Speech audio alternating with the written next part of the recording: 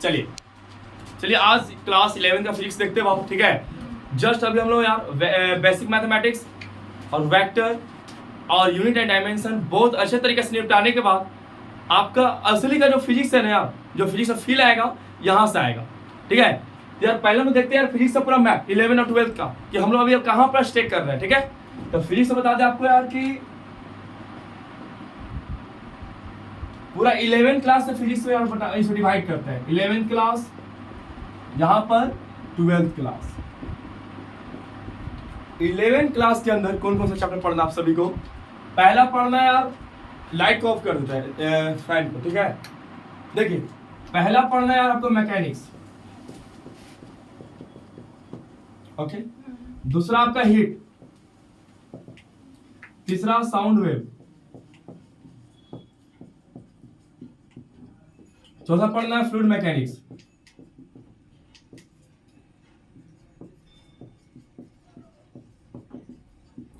ठीक है।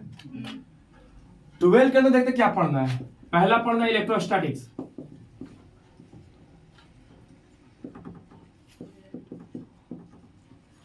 दूसरा इसी का इलेक्ट्रोस्टैटिक्स के अंदर ही आता है बाबू इलेक्ट्रिसिटी, दोनों मिला के इलेक्ट्रोमैग्नेटिज्म बनता है। दूसरा पढ़ेगा हम लोग इसमें मैग्नेटिज्म, तीसरा पढ़ेंगे मॉडर्न फिजिक्स,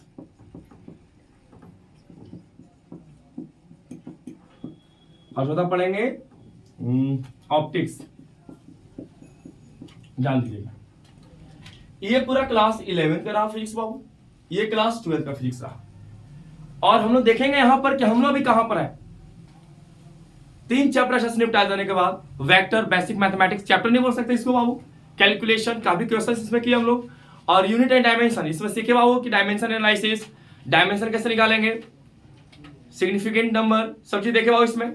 इसके बाद आपका जो फिजिक्स से फील आएगा ना चैप्टर यहां से आएगा, ठीक है। तो बता दें कि क्लास 11 का जो फिजिक्स है यार उसको 60% मानेंगे हम लोग यार। अगर पूरा फिजिक्स 100% है 11 12 मिला करके, तो क्लास 11 को 60% देंगे, और क्लास 12 को कितना बाबू 40%। देख रहे विनोद, 11 में बहुत ज्यादा पोर्शन है पढ़ने के लिए फिजिक्स में, समझ रहे बाबू। इसमें भी 11 के अंदर मैकेनिक्स जो है वो आपका 40% है बाबू। मैकेनिक्स कितना है बाबू 40% पढ़ना है। अब मैकेनिक्स 40%, हीट पढ़ना आपको मान लीजिए 10%,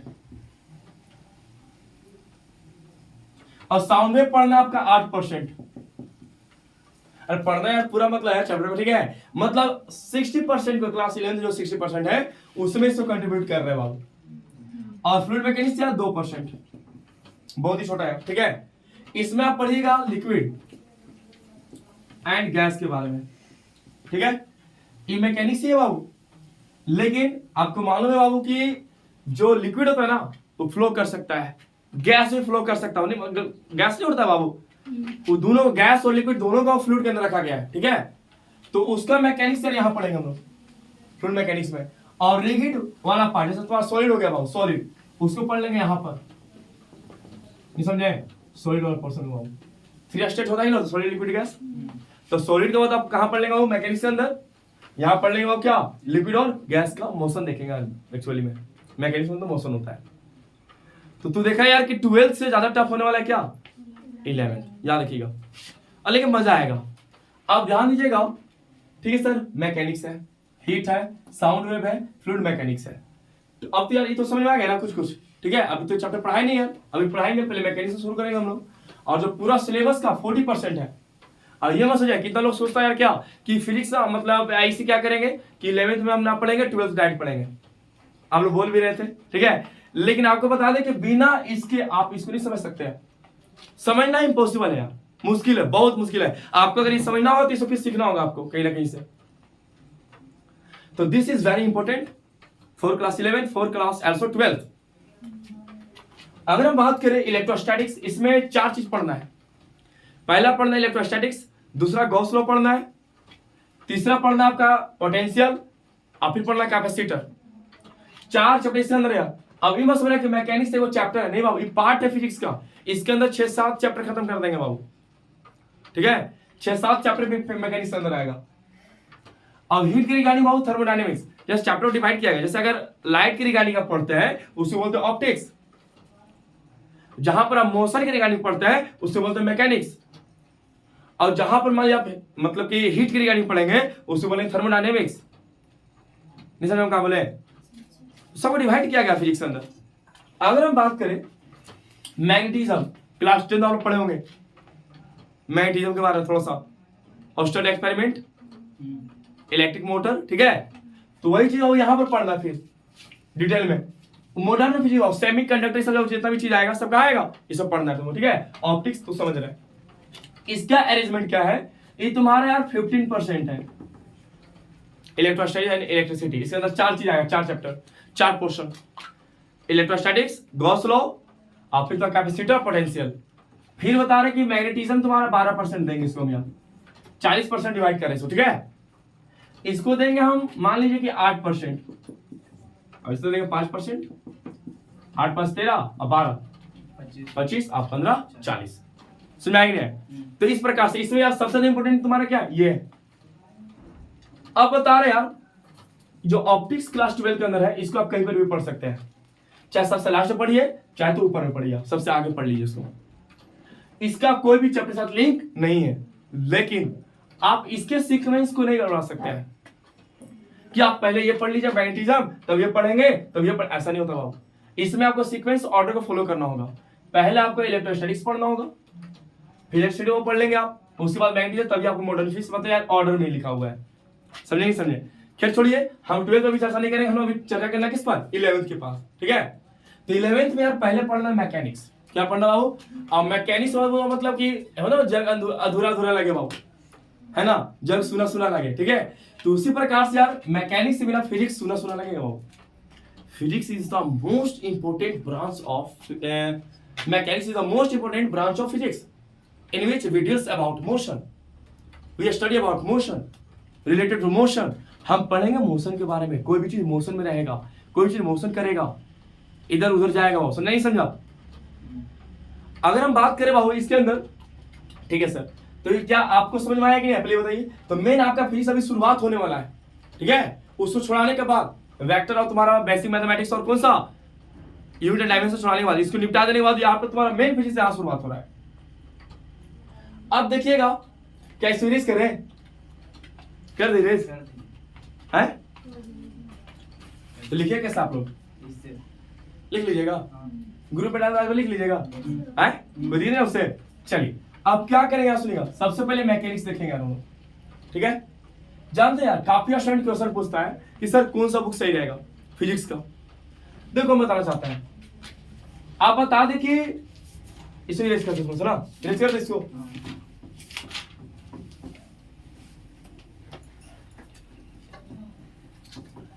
सबसे बढ़िया यार सुनो, फिजिक्स की किताब पूछोगे तो एनसीईआरटी है, सबसे बेस्ट तो ये सबसे बेस्ट है। लेकिन थोड़ा सा किताब में यार गड़बड़ है। गड़बड़ क्या है ना, इसका यार अरेंजमेंट सही नहीं किया गया है। क्लास 11 का फिजिक्स, 12 का सही है, आगे पीछे कर दे इसे अरेंजमेंट, समझे। हालांकि इसका अरेंजमेंट सही करना चाहिए। अब बढ़िया पब्लिकेशन का अगर किताब देखिएगा उसमें अरेंजमेंट बिल्कुल सही है, समझे। जैसे बात करें यार एनसीईआरटी सबसे पहले आपको यार फॉलो करना है, और नहीं तो आप एसी बनवा बाबू, सबसे अच्छा किताब है फिजिक्स का। इसका वॉल्यूम 1 2 करके आता है, वॉल्यूम 1 बाबू, ठीक है, वॉल्यूम 1 अभी फिलहाल तो। फिर इसमें हम किताब से डीसी पांडे सजेस्ट करना चाहेंगे, इसके भी वॉल्यूम 1 2 करके आता है, इसका भी वॉल्यूम 1 बेस्ट रहेगा। और नहीं तो मेरा मानोगे यार सबसे बेस्ट किताब में तो आपका फिंगर टिप्स, जो कि एमटीजी का आता है। इसका सीक्वेंस अरेंजमेंट बहुत अच्छा ढंग से किया हुआ है किताब का। और इन सबसे जो आपका बेस्ट रहेगा यार वो रहेगा मेरा लेक्चर बाबू, उसका कोई भी सब्स्टिट्यूशन नहीं है। जो चीज में यार जो भी लेवल हो रहा है उससे तुमको यार बेस्ट मिलेगा। और मेरे द्वारा यार सेट किया गया क्वेश्चन उसको लगाना है एज ए डीपीपी, उसका कोई भी सब्स्टिट्यूशन नहीं है। आप पढ़ने के लिए कोई भी किताब ले सकते हैं यार, लेकिन हाँ मेरा लेक्चर यार तुमको करना होगा कंफर्म अच्छा ढंग से, ठीक है। अब ध्यान दीजिए यहाँ सुनो। अब बात करते हैं मैकेनिक्स के अंदर, कुछ बड़ा बड़ा नहीं लिखना, ठीक है ना। चलिए अगर हम बात करें मैकेनिक्स के अंदर तो देखिएगा बाबू, आप लोग समझते चलिएगा थोड़ा सा, ठीक है, ठीक ना। मैकेनिक्स है क्या, इसे डिफाइन करते हैं, ठीक है। It is a branch of physics in which we study about motion। कितना सिंपल डिफिनेशन है यार, है कि नहीं। It is a branch of physics, यह किसका ब्रांच है भाव, फिजिक्स का है, जिसमें आप किसके रिगार्डिंग पढ़िएगा, आप पढ़िएगा मोशन के रिगार्डिंग पढ़िएगा।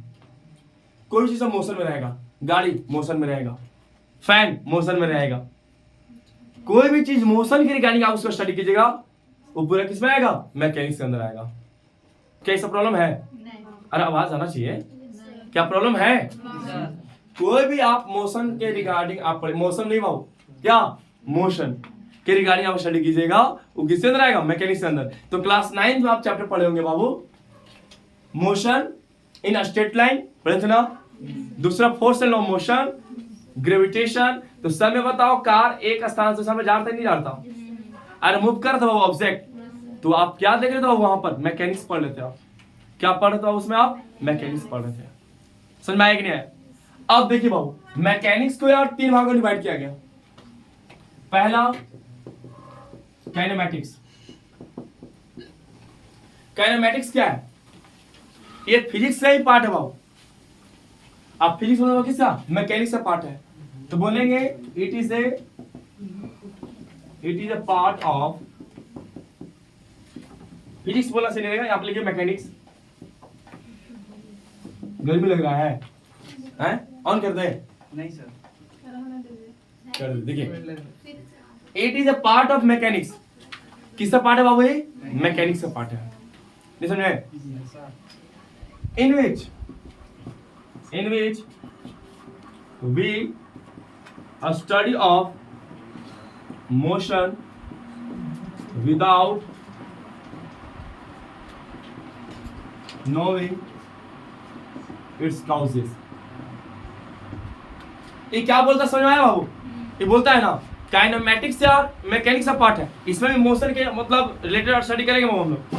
तो कहता है कि it is a part of mechanics, ये मैकेनिक्स का ही पार्ट है, इन जिसमें ये स्टडी हम लोग पढ़ रहे हैं, क्या पढ़ते हैं, मोशन के बारे में, study of motion, study about motion without knowing it's causes, बिना उसका रीजन जाने हुए।